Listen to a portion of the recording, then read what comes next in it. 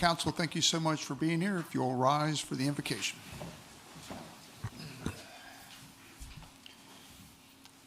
Almighty God, we just give you thanks and praise for this opportunity to be here tonight to serve this city.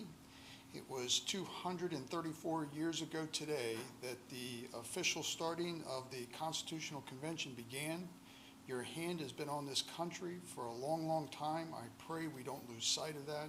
I pray our country turns back to you in your ways. We ask your blessing upon our meeting tonight, that you would guide us in all things. We ask this all in Jesus' name. And everybody says, Amen. Please remain standing for the pledge. I pledge allegiance to the flag of the United States of America and to the republic for which it stands, one nation, under God, indivisible, with liberty and justice for all. May you be seated. Okay, do we have any changes to tonight's agenda? No, sir, we do not. Okay, you've all received the minutes from our last meeting on May 11th. If there are no questions or comments, I'll accept the motion to receive the minutes. Councilman McCoy, so moved. Okay, thank you. We have a motion. Do we have a second? Councilman Holland, I second that motion. Okay, thank you. All those in favor say aye. Aye. Those opposed? Okay, it's unanimous. If you're like me, you're still struggling not to pull something up on your face like something's wrong. So we do have a public hearing tonight at 7:05, so we thought we'd do a little picture showing to start off tonight. We had the St. John's kindergarten class. Probably some of you remember when all the kindergarten classes in public school used to do a big day for Memorial Day, and they did a parade. And so today they came by with their star sunglasses on and their patriotic hats, and they had little flag shirts made up of their hands colored. And they sang like it. They didn't care, and I wish I could be as bold as to scream the words out. But it was really inspiring, and I think they felt we needed it, and we did. So it truly was a blessing to have them here today. We tried to get the chief to put on a hat, but we weren't successful. But it was great. We appreciate them being there. All right. In light of time, we're gonna, if you don't mind, if you'd allow me the liberty to jump to new business number 3, I'm going to ask City Manager to go through the bids on the paving. Yes, sir. Thank you, Mayor. The city did solicit bids for the Seaford Museum parking lot paving. We received 4 bids. The Director of Public Works did do the analysis on the bids, and he is recommending awarding the contract to the low bidder, Jerry's Paving, in the amount of $17,225.28. We've worked with Jerry's Paving many times in the past. They're a very reputable contractor. The only other thing I'll say is funding for this project was provided by Representative Short. We worked with Ms. Heisel, who is here for this improvement. So staff, your Director of Public Works recommends award. Okay, are there any questions in regards to the paving bid for the Seaford Museum? If not, I'll accept a motion. All right, Mr. Mayor, Councilman King, I will make a motion to award the Seaford Museum paving bid to Jerry's Paving in the amount of $17,225.28 as presented. Okay, we have a motion. Do we have a second? Councilman Holland, Mr. Mayor, I second that motion. Okay, thank you very much. We'll do a roll call vote. Councilman King? Aye. Councilman McCoy? Aye. Councilman Holland? Aye. Councilman Henderson? Aye. Councilman Santos? Aye. Okay, it's unanimous. Thank you very much. That was painless, right? That was great. It's going to be a huge improvement. It is. Right, as we tie it into down the street, it's going to be wonderful. Okay, Charles, it's 7:03. We could ask Councilman Holland to sing "I'm Proud to Be an American." You want everybody to leave. We should have invited that class back tonight. Well, Trish can show the Orsa House pictures. You want to show them? There you go. A little show and tell. Progress reports. Wow.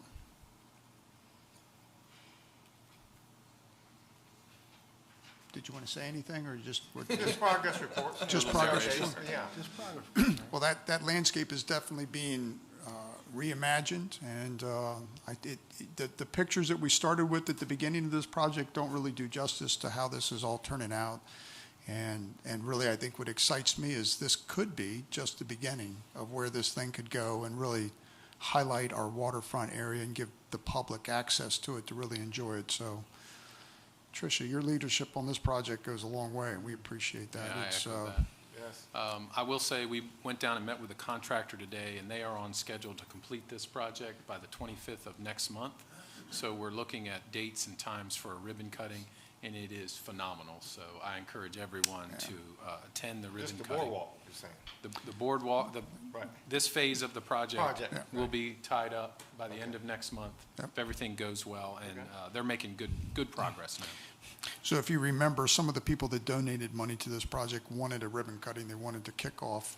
They wanted something to show for where their money's gone. So this is a big part of that, and to get it done on time was critical. So with that, we're going to go ahead and close our regular meeting and open up the public hearing, and I'm going to turn this over to our building official, Mr. Bailey. Thank you. Good evening, everybody. Good evening. So there's just one item on the public hearing agenda for this evening. It's for the city of Seaford in preparation for the Western Sussex Business Campus. It's a property located at the southeast corner of Herring Run Road and Ross Station Road. It's two properties right there. The tax map parcel is 331-5.00-4.00 and 4.11. The zoning is M1 Light Industrial. And the city of Seaford is seeking a subdivision for 4 lots in the Western Sussex Business Campus. The subdivision is to include lots 1, 2, 7, and 8. These are the two properties currently, just farmland and wooded area. Parcel 4.11 is on the top side of that picture, and parcel 4 is on the bottom, closest to the Ross Mansion and FedEx facility. This is a survey showing the lot subdivisions for parcel 4.11. There's 3 lots coming out of this one. Lot 1, 2, and 7. So the zoning on the whole property and the new lots, once they're subdivided, will be M1 Light Industrial. Minimum lot size there is 2 acres with a minimum 200-foot width and minimum 150-foot depth. Lot 1 is 16.44 acres, and it meets the width and depth requirements. Lot 2 is 7.49 acres, and it also meets the width and depth requirements. And Lot 7 is 3.13 acres, and it also meets the width and depth requirements. Lot 1 is the big one on the left. Lot 2 is the slightly smaller one on the top, and Lot 7 is the smallest one there on the bottom. This is existing parcel 4, same zoning, same lot dimensions and sizes, and this is for lot 8, highlighted there in yellow. It's 17.38 acres, and it does meet the width and depth requirements for the M1 zone. Okay, are there any questions on the dividing subdivision of these lots from council? Yes, sir, Councilman Henderson. Could you remind us which lots were sold to KRM? Is it part of these? Yes, These would be the lots that are These part are of. the very Yes, same sir. lots, so. Part we're of our just- due diligence was to do the subdivision. Okay, so Yes, sir. we're just doing this to make this official, yes. because they've bought that acreage, and we just need to get placed- property lines. They placed a deposit on the acreage, so when we provide all of the items, we need to provide them as part of our due diligence process. We'll actually commence the closing. Settlement, yeah. All right, I just wanted to clarify that. Yes, Thank sir. you. Any other questions from council? Okay, are there any questions from the public? Yes. Come on up. Do I have to be on some kind of agenda? You don't, not in a public hearing, but you do have to come up to the mic and state your name for the record. I would be glad to do that.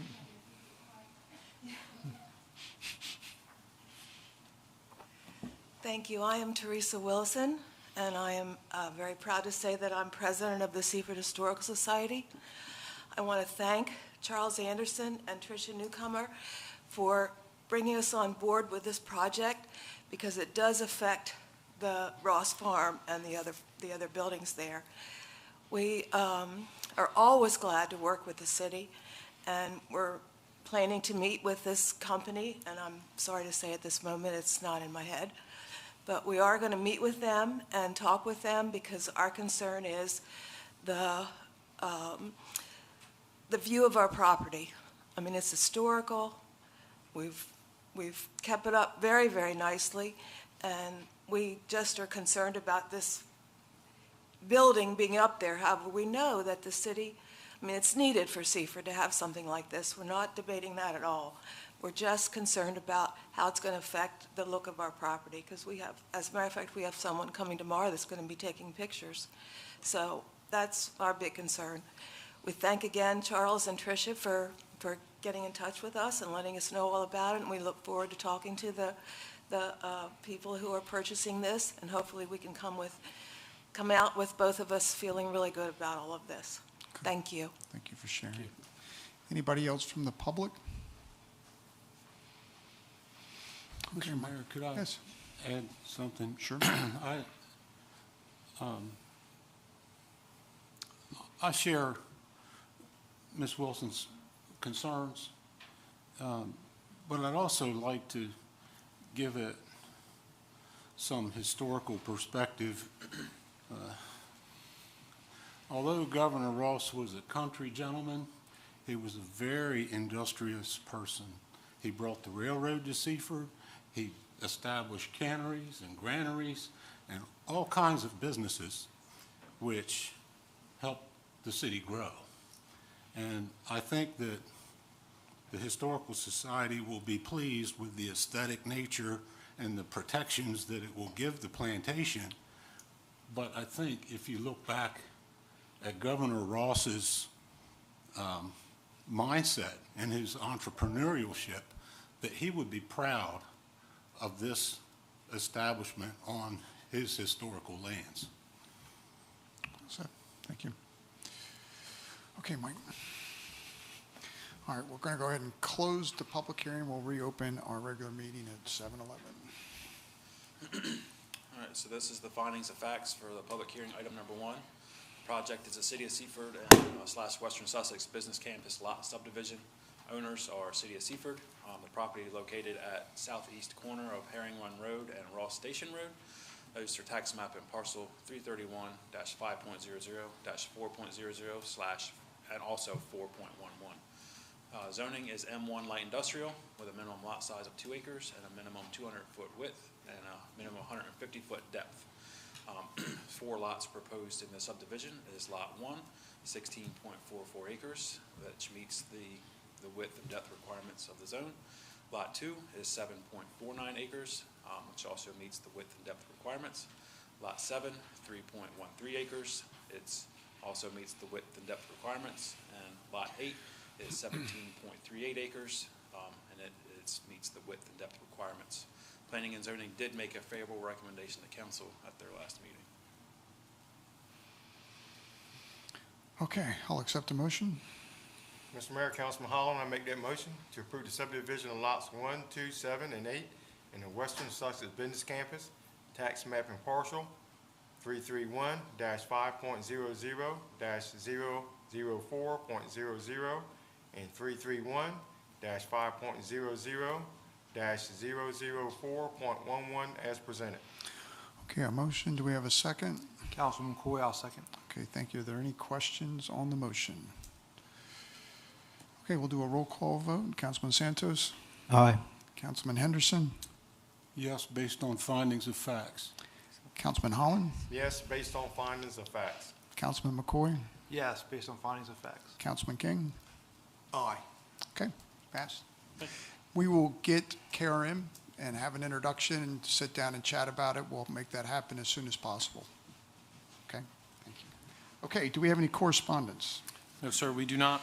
All right, we'll go on to new business number 1. Are we calling up Mr. Kessler and Mr. Harold to do a Yes. presentation? You're on. You opted out.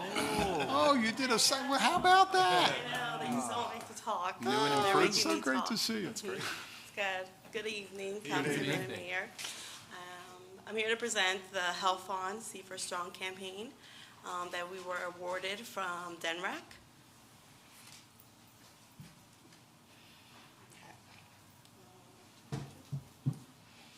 So the target area in Seaford, it's technically will be the whole of Seaford, depending on the census tracts that we'll be receiving. So the scope of work that we're going to do, what we're going to do is we're going to go like the lights program. If you guys remember when we were doing the lights, we will walk street by street, hanging door hangers that we have provided to us. We'll hang them and then we'll knock to see if they're interested in the program. The program consists of 29 hazards that are HUD-based, like mold, infestation. We will do also check if they have any trips and falls, any safety issues, electrical problems, any water damage that the home can have. So what we do is we'll do an assessment to the properties. We won't remediate the problem, but we will put all the information in the Unite Delaware platform and then have the referral to other agencies that are able to fix the issue. So let's say, for example, one of the clients have a heating problem. We're able to fix that ourselves because we have the heating repair replacement program, and we're able to do healthy home remediation towards that as well. So if we're not able to, they don't have any heating problems, we can move it on to another agency, weatherization, or any other agencies in the state of Delaware that can help them and refer them on to other programs that can assist them with it. We're also providing education information.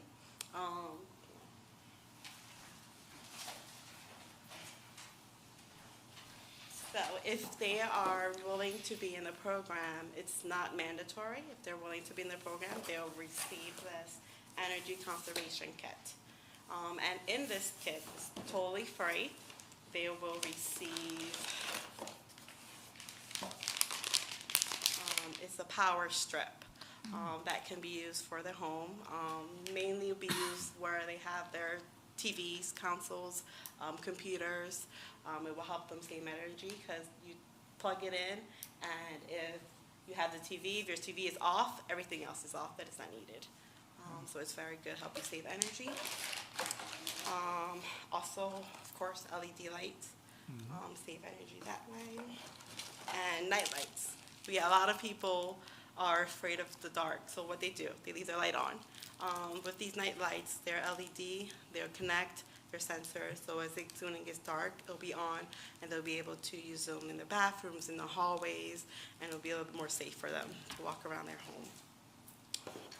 Also, this is a filter whistle. It's unique. You could put it in your filter for your furnace, and then it will whistle after your filter is 50% used. So you can change it. Some people don't change their filter, and that just burns more and more energy. So this will help you also save energy as well. There's a pamphlet in the box that explains all the information about what's inside. They'll also help them understand a little bit more of what's needed. So this is what they will receive if they actually want to be in the program. So this is a list of different items that we will look at. The damp mold, excess cold, carbon monoxide, crowd spaces, entry to intruders like pest infestation as well. Falling on any level. Some places that we go, there's no handrails. So that's something very for elderly handrails. Electrical hazards, fire. So about the fire, we also have another kit.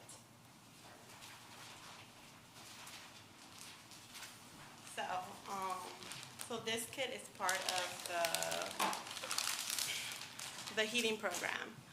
Since we're part of the heating program, and I know it's cold, it's getting cooler, warmer, I'm sorry. But when the heat, winter comes, we'll provide them with a blanket to keep them warm until we're able to fix their heating unit. And part of it, which we don't have, which is a fire extinguisher and a carbon monoxide detector as well, and weather stripping. So if they're qualified for the heating program, this is something that they will also receive as well, part of the program.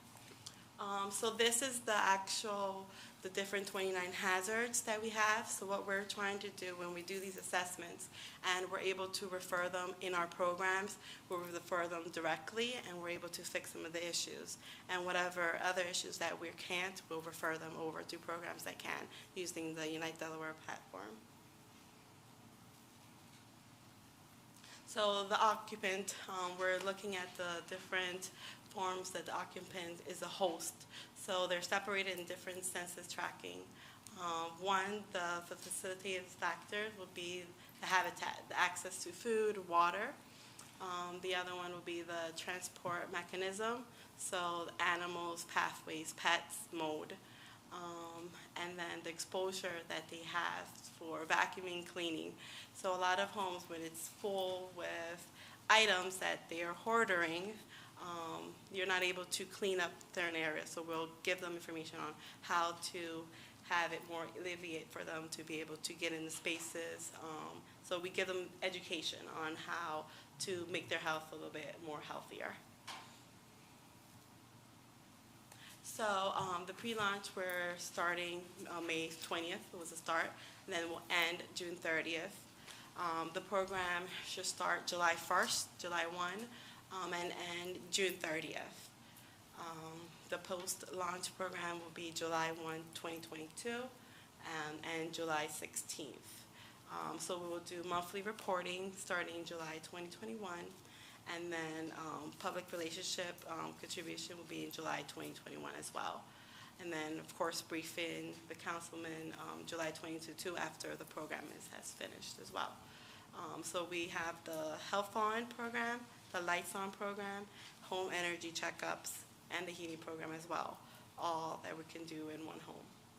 And refer them to the weatherization program and any other programs that is given by the Delaware. This is a picture, of course, of the Lights program when we first started here. This is my point of contact, so I'll be the one managing the program here in Seaford. So if you have any questions or any concerns, or you have any referrals that you would like, you can email me, and I'll be gladly be able to assist you. Any questions? Well, you guys have certainly made a huge impact on our community over the last several years. We appreciate all that you do. So any questions from council? Councilman Henderson? Are the resources that you're handing out, I mean, we have a very large Hispanic community and Creole, Haitian Creole community. Are the instructions in multiple languages, or So are we your have it in volunteers Spanish. bilingual? Yes, so I'm bilingual. Yeah. And half of our team is bilingual. Very good. And all of the information is also translated as well to provide great. to them. Okay. Any other questions from council? Councilman King? Thank you, Mr. Mayor. So this program, is it just with the Lights On, the houses that you went in and implemented those programs? No, it's not only the Lights On, it's every Seaford. Okay, so it's across the entire board, so you're not gonna just go back and focus on those, you're gonna open it up Yes. to throughout the town of entire Seaford. city? And what means of communication, advertisement do you have to do that? I mean, it's a phenomenal program, so how does everyone find out that you're offering this? So that's why we're here. And that's why we need your help as Okay. well to be able to broadcast. So our ask for us is for any events that you have here in Seaford, tell us so we can come participate in it and be able to give everyone the information that is needed. We're also posted on our pages as well, on our website and our Facebook page or Instagram. And if you guys are also need information, we're able to provide. So you can also post it and give it out to everyone who's needed. Awesome, thank you. Okay. Other questions from council? Yeah. Yes, Councilman Santos. So let's say one of these door hangers were in my door. Would I have to reach out to you, and what would I have to have in order to apply for this program? So luckily for the health fund, nothing. It's no document requirement. We don't need any information. We just will need your name, of course, address, and phone number. That's the basic information we need, but no income or anything. But for the other programs, yes. If we're going to refer you out to other programs, yes, we will need those documents and information. And what documents and information would that So for be? like the heating program, you will need you have to be a homeowner. It can't be a renter, unfortunately. But you will need your ID, social security cards, income, proof that you own the home. That information is needed for the heating program. For the Lights On, there's nothing needed. If you're in the area that we're targeted, then you qualify. There's no income, as well as for the Health On. There's no income guidelines. Okay. Another question. Sure. So if there's if there are tenants in the property, the tenants would have to reach out to the homeowner and see if the homeowner would apply for No, this? the homeowner, for the heating program, the homeowner needs to live in the home. So it Okay. can't be like a tenant relationship. Okay. For so only weatherization, yes, it could be a tenant relationship, but for the actual heating program, it has to be a homeowner who lives in the home that qualifies for the heating program. Okay, one more question. Sure. I see a lot of stuff here like safety hazards like electrical and mold and stuff. There's no material defects as well, right?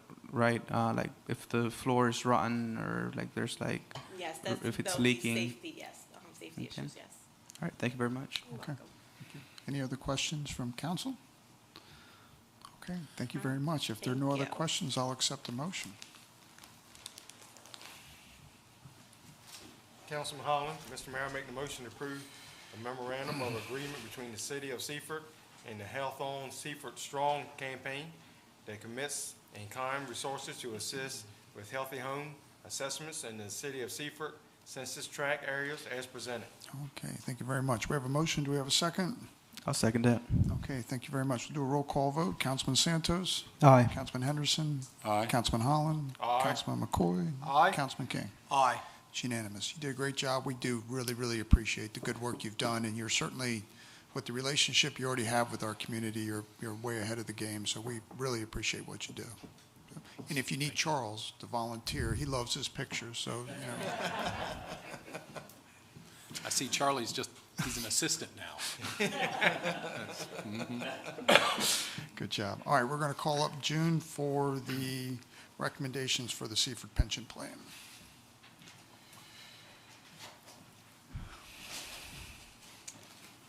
Good evening. Good evening. So the city solicited, I have to put my glasses on, sorry. The city solicited the services of qualified firms for investment management services related to the city's general employee pension plan. We advertised and received 5 responses.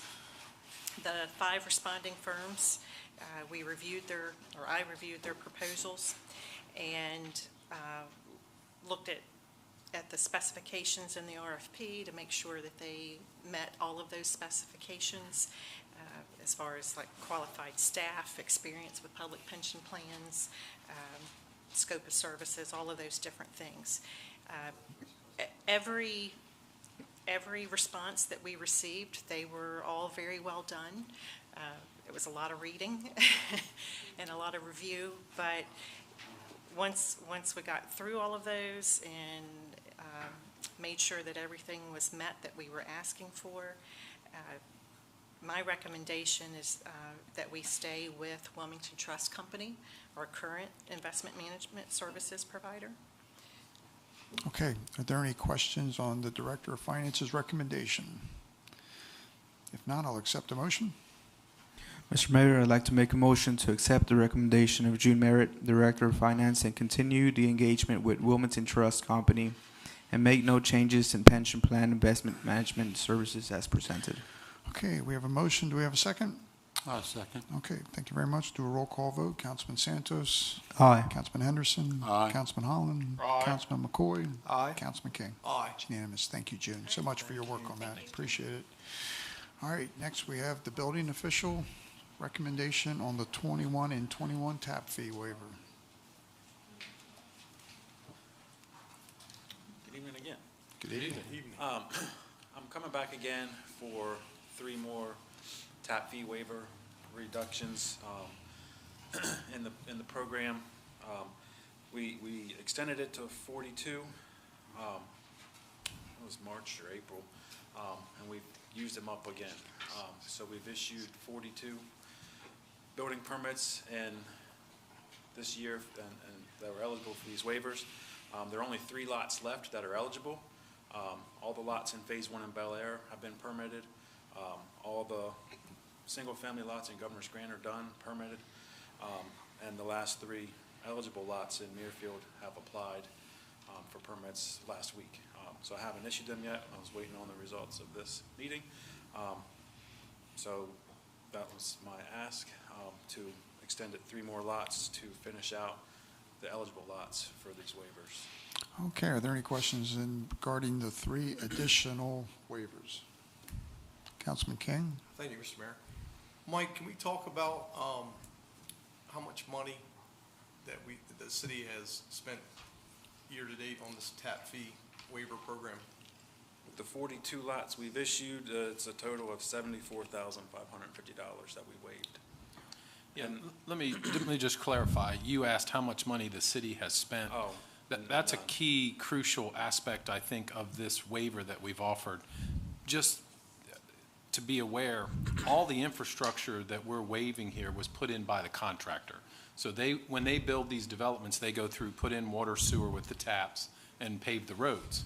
So that's why we've extended this, because we didn't have to put this infrastructure in. I don't know if that clarifies it a little bit better or not for you, sir. Sure, but I was referencing not so much the infrastructure aspect, but Okay. the tap fee.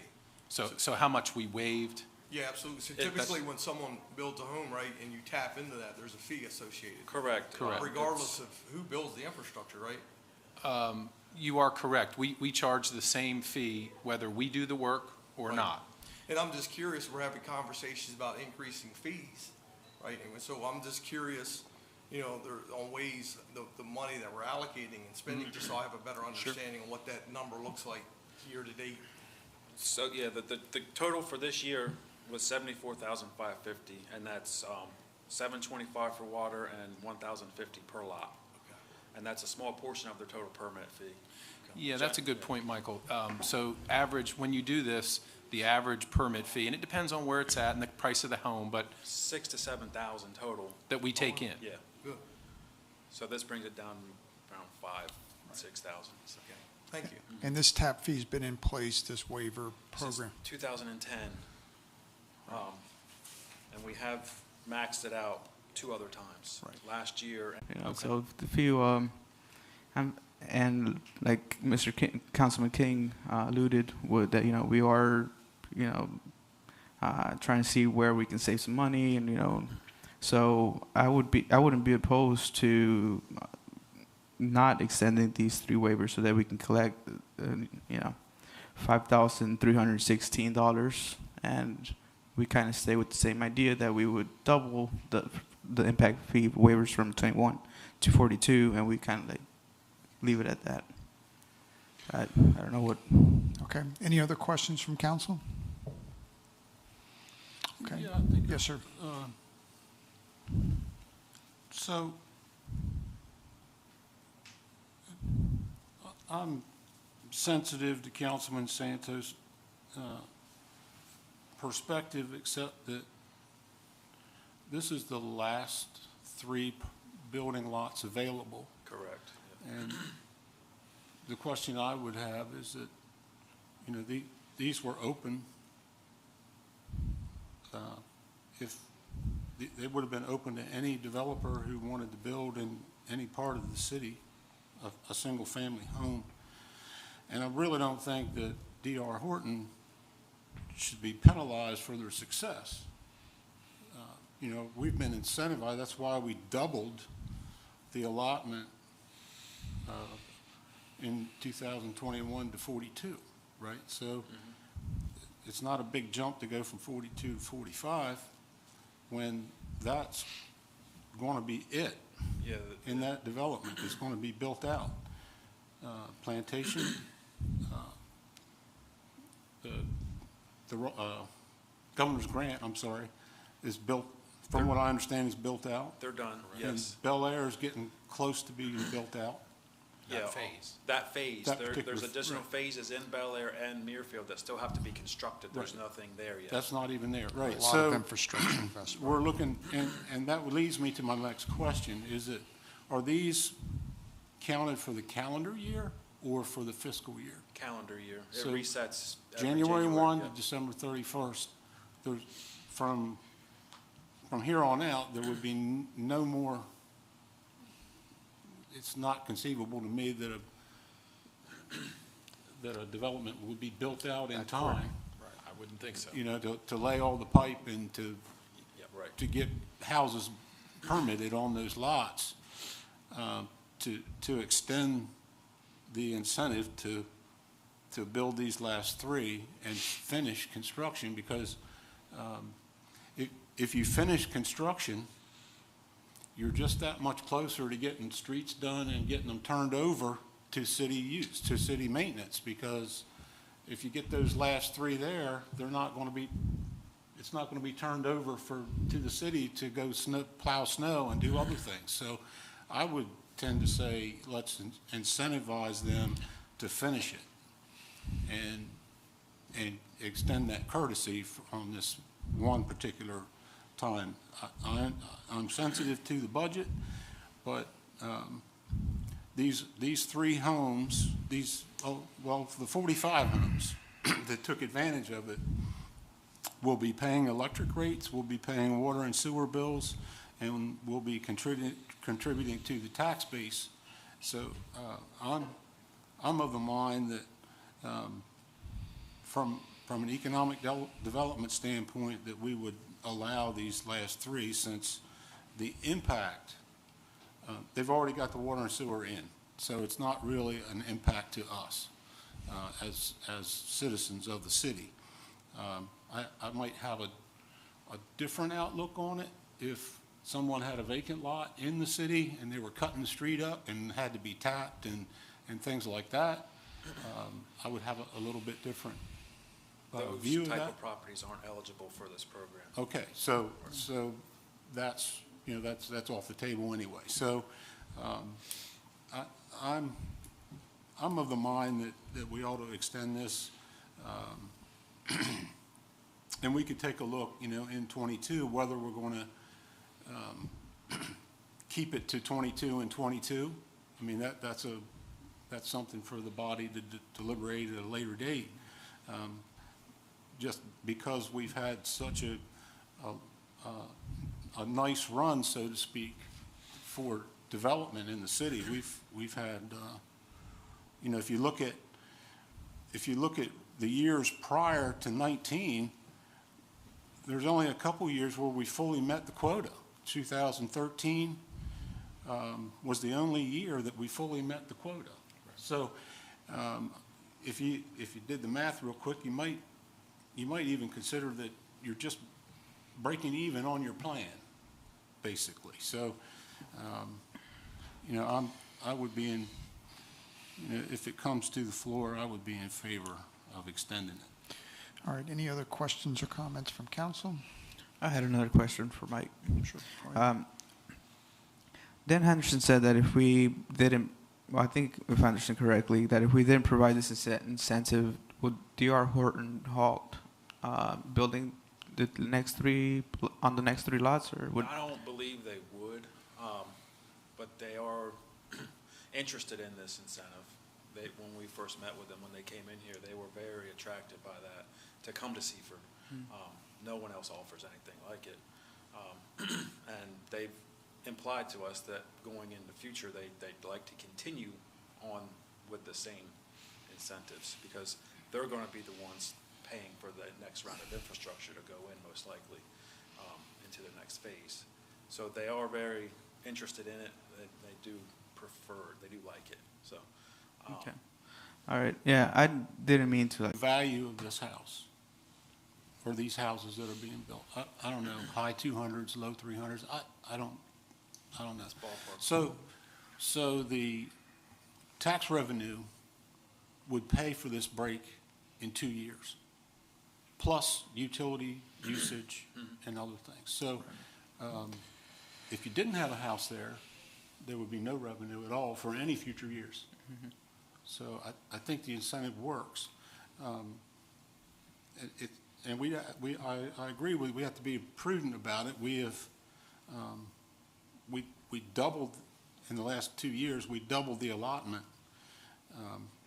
But at some point, it has a life, and at some point, there won't be any developments left to do in Seaford. Every incentive, every tax or fee waiver has a purpose, right? It's not to make anything, it's to drive change, and so, any other questions or comments from council? I have one. Just to add some clarity. I'm not against offering incentives by no means. I think it's critical to bring growth, and what you see is working. You know, but on the same token, you've got investors that were giving a substantial amount of money, infrastructure investment, tap fee waivers, you know, tax, you know, reduction in tax fees, services, et cetera. And when you're looking at, to Councilman Henderson's point, you know, when you're looking at the return on investment, I mean, it's large. So I agree. I think this conversation needs to continue, not tonight, but I think it's a conversation we need to have as we move forward to the budget. But I agree. I think we should, I agree with your recommendation. All right, if there's no other questions or comments, I'll accept the motion. Mr. Mayor, I make the motion to accept the recommendation of Mike Belling, building official, and extend the 21 and 21 Techway waiver program to include 3 additional lots in Merrifield subdivision as presented. Okay, we have a motion. Do we have a second? Councilman King, I'll second that. Okay, thank you. All right, we'll do a roll call vote. Councilman Holland? Aye. Councilman McCoy? Aye. Councilman King? Aye. Councilman Santos? Aye. Councilman Henderson? Aye. All right, thank you, Mike. Thank you very Appreciate much. your work Good on job. this. Thank you, Mike. Okay, do we have any old business? We do not, sir. Okay, reminders of meetings? All right, city offices will be closed on Monday, May 31st for the Memorial Day holiday, so everybody please enjoy your weekend. There is a budget workshop meeting on June 1st from 6 to 8 p.m. here at City Hall, so we'll come right back and go right back to business. Okay. That's all I have, sir. All right, also, the Mayor's Right Choice Award's been sent out. I send it out to you guys as opposed to me making that decision by myself, because a lot of times I know them personally, and so it's good to spread this and make it a very fair choice. So I've received from a couple of you. I appreciate your response, but if you could get those back to me by this Friday, I'd appreciate it. And also, just we're a few weeks away from the visit to the EOC in Georgetown, June 17th on a Thursday night. So if you can respond, make sure you can be there. That would be great. I think it's a good visit, and the Police Advisory Committee is going to be joining us, so it's a good opportunity to come see that. So, all right, we're going to do committee reports. Before we do that, I do want to thank Tricia and Superstar there in marketing for the Seroptimus marker event. That was a great setup. Appreciate your work out there. I know the ladies really appreciated that. And also Public Works Week, that was a great celebration of the work done there. So I want to thank all you that put that on. So, all right, we'll change it up a little bit tonight, and we will start with Councilman King on Public Works and Wastewater. All right, thank you, Mr. Mayor. My report has been submitted in its entirety. I'm going to start with the Public Works Department. And I'm going to start with the cleanup week. Cleanup week has concluded, and it was all hands on deck. The entire team worked extremely hard. It was a 6-day project. Mr. Beer said that they've, I think around 20 tons. Was it about 20,000 tons, Charles? 200. 200 tons, okay, yeah. Yes, So it was quite a bit. And so I had people from City Hall and every department coming together, working as a team, and did a really good job getting through that. It was a big project, so thank you for that. The Seaford Police Department paving lot was paved, as we talked about. They've been working on cleanup of limbs and big piles throughout the community. The fire department roof project has been completed. The Public Works Department, with everything I alluded to, they're still one person short. I'm going to jump over to the wastewater treatment facility. They're receiving all flow from the Bridgeville and Greenwood now. Plant performance remains good. They have compost for sale. And then for some of the projects coming up over the next 2 weeks, they're going to continue to repair water leaks. They're going to paint curbs, repair cleanouts from the smoke testing list, and continue to work on fire hydrants. And with that, Mr. Mayor, that concludes my report. Okay, thank you very much. Yes, Next, we'll thank have Electric, Councilman McCoy. Thank you, Mr. Mayor. I hit a few highlights here briefly. The electric department collaborated with other departments across the city here. Councilman King mentioned Public Works Cleanup Week. Electric department had 2 individuals help during most days for that. I also assisted with the Parks and Rec, cutting down a tree in another park, and moved a parklet up to High Street for the Parks and Rec event. Continued working in Melanie's Ridge, sprayed the substations for weeds, and hooked up temporary power for the sign dedication at the Sir Optimus Park. In regards to director, had a standard director's meeting, had a staff meeting, had a council liaison meeting with Charles and myself. Worked on the Western Sussex Business Campus estimate. Pretty excited about that moving forward. And Greg Brook and Nick Smart registered for meter school and reserved their rooms as well. Over the course of the next few weeks, goals will be to energize the transformer at 800 Health Services Drive, continue working at the Wawa, continue working in Bel Air multifamily, and add a second transformer at Eastern Shore Metals. Mr. Mayor, that has been a few of the highlights. Report's been submitted in its entirety. Okay, next we'll have Parks and Rec Code, Councilman Hall. Thank you, Mr. Mayor. We'll start off with code. They are busily doing routine inspections for ongoing projects, along with violation inspections are being carried out.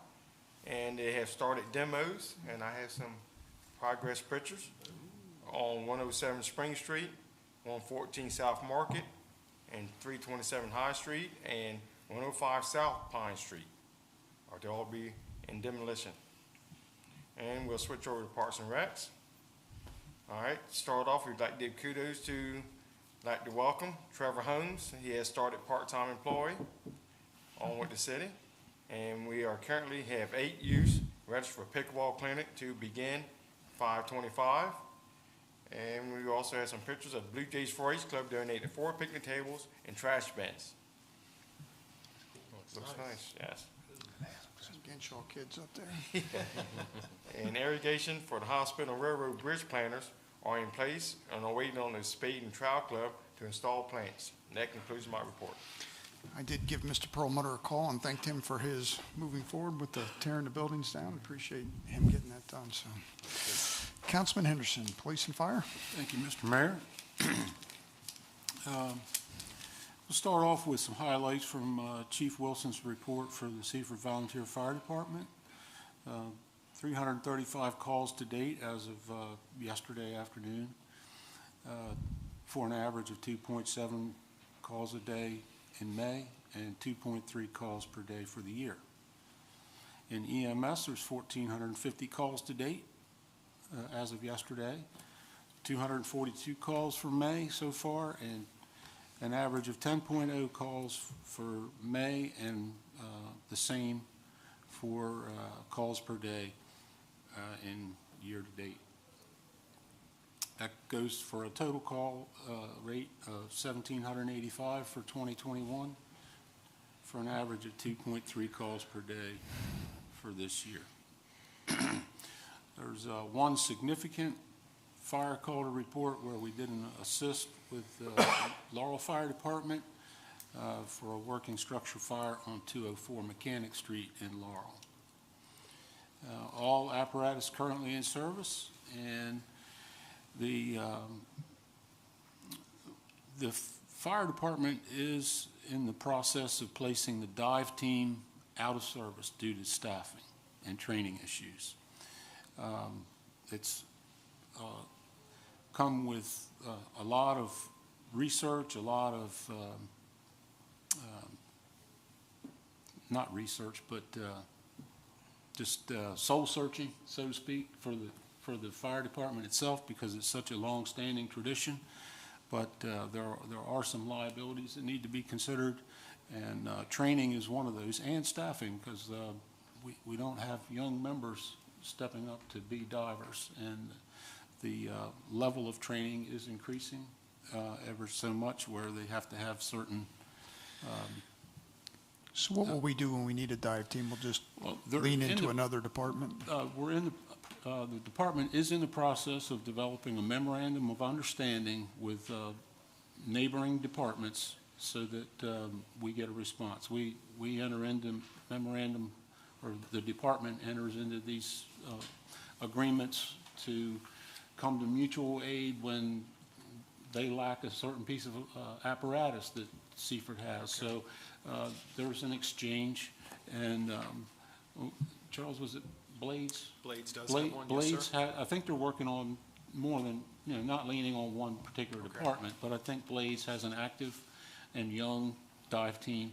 that's capable of providing service, and they're local, and they have access to the river. So that's one department. There may be other local departments.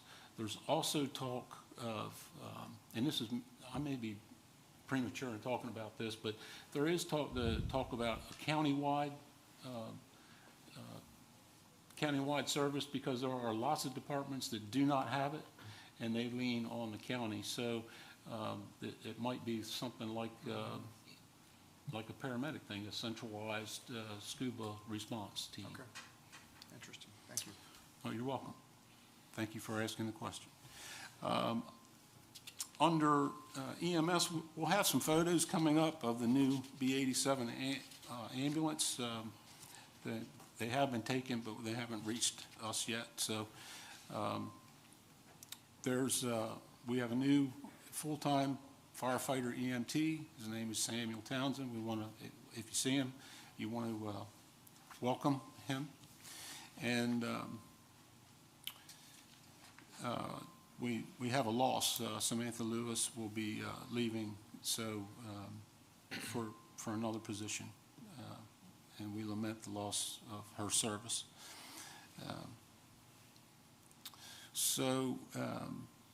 The EMS has mailed, you may have received in the mail a letter for the EMS fund drive for 21-22, and you'll see some training notes, some upcoming training, and the department just is over the top on community involvement, and there's four events that they've listed here, and that's being humble, because they're very active.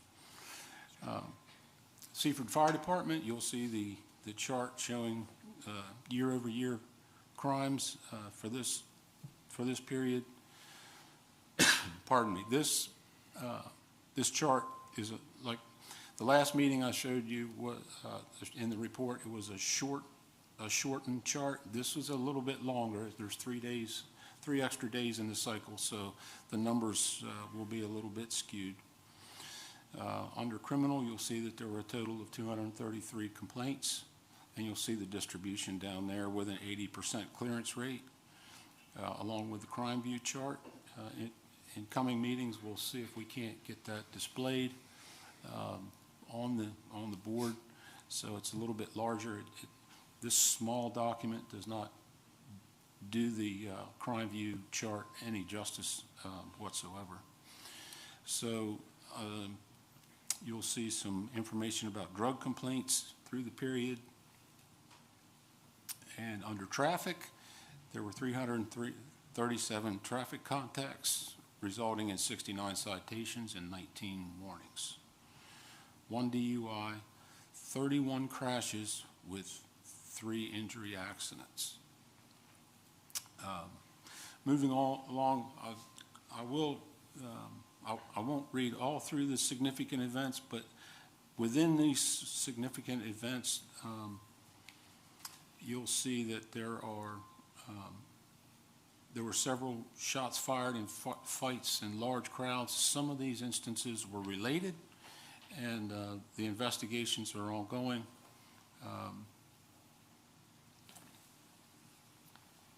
In a couple different parts of town, Beach Street and Pine Street, and Collins Avenue and Purnell Street.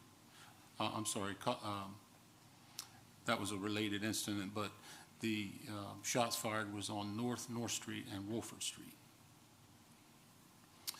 You'll see where the administration was busy with meetings, most notably a Teamsters negotiation meeting on the 17th that the chief took part in.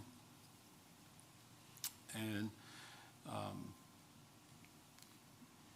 under training, you'll see some of these initiatives that the chief has mentioned to you in previous meetings: benchmark analytics, training, courtroom procedures, which I did learn.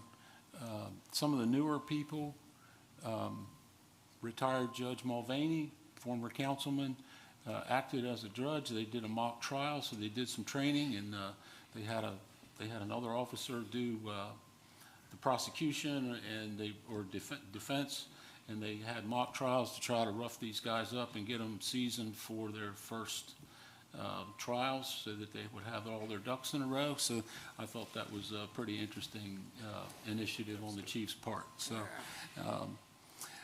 there's lots of other activities going on.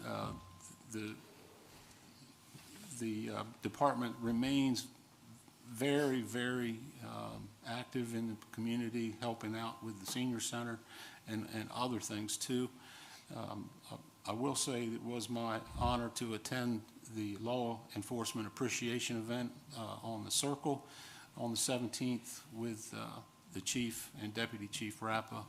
That was a very enlightening, very somber and meaningful event. So with that, I'll conclude my report. Thank you. Glad you were able to attend that. So, all right, finally, we'll have Administration IT, Councilman Santos. Thank you, Mr. Mayor. Staff has been working on the fiscal year 2022 budget and presentation. They've completed staff review of the draft chapters 3, 4, and 6 of the comprehensive plan update, and they discussed the Health on program implementation with Charles Kistler of the Help Initiative in Delaware. They made inspections of progress of the Oyster House Park project and boardwalk, and we saw pictures of that earlier. They attended the Riverfest meeting, so it looks like we are going to have a Riverfest meeting this year. It's going to be shorter than previous years, possibly smaller, but we're going to have it, so I'm glad. The IT department has been working on camera installations at the sports complex. They're working on the police department command vehicle. They're gathering specs for the server purchases, and they're working on numerous updates and reconfigurations.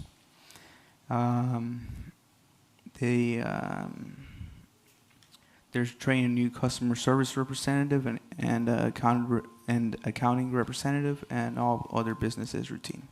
That includes my report, Mayor. Thank you very much. All right. Appreciate everybody's hard work these past couple weeks. I know it's been busy. With that, I'll accept the motion to adjourn. I'll make that motion. Thank you. Do we have a second? I'll second that. Thank you. All those in favor say aye. Aye. Those opposed? Okay, it's unanimous. Thank you.